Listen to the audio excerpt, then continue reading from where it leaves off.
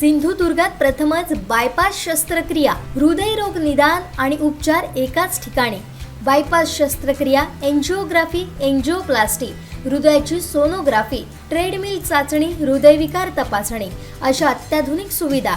MJPJAY योजनेअंतर्गत bypass आणि एंजिओप्लास्टी अगदी मोफत. आवश्यक कागदपत्रे, ओळखपत्र, मतदान card, Aadhaar card, ration card, bank passbook, mobile number. Cashless सेवा उपलब्ध. Super speciality lifetime hospital, Padve, Kasal Malvan मार्गालगत, तालुका कुडाळ, जिल्हा सिंधुदुर्ग.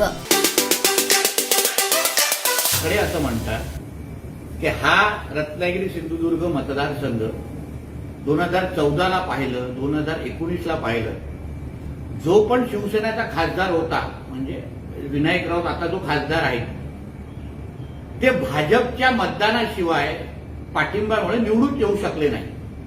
आणि 2019 ला निलेश राणे साहेब जे स्वाभिमान पक्षाच्या वतीने खासदारकी लढले त्यांना 3.25 लाख मतदान भेटलं. म्हणजे 3.25 लाख मतदान राणे साहेबांची जे आता भाजपची झालेली आहे आणि भाजपची असलेली स्वतंत्र ताकद म्हणून भाजपची स्वतःची किमान 6 लाख मतं आहेत स्वतःची. म्हणून कार्यकर्त्यांची जेवढा बैठका आम्ही कार्यकर्त्यांबरोबर घेतोय, काही केंद्रीय मंत्री जेव्हा आमच्या या मतदारसंघाच्या प्रवासासाठी येतात तेव्हा भारतीय जनता पक्षाच्या कार्यकर्त्यांची इच्छा आहे की रत्नागिरी सिंधुदुर्गच्या पुढचा खासदार हा कमळ चिन्हाचाच असला पाहिजे असा त्यांचा आग्रह आहे.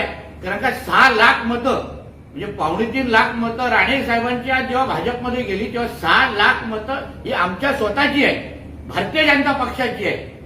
म्हणून कार्यकर्त्यांची इच्छा आहे, आग्रह आहे, पण शेवटी पक्षश्रेष्ठी निर्णय घेणार.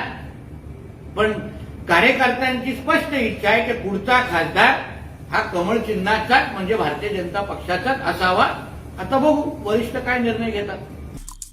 आमचे दिवसभरातले सर्व अपडेट्स, ताज्या घडामोडी आणि थेट लाईव्ह पाहण्यासाठी सबस्क्राईब करा, लाईक करा कोकणचं नंबर 1 महा चॅनल कोकण 7 लाईव्हचं YouTube चॅनल.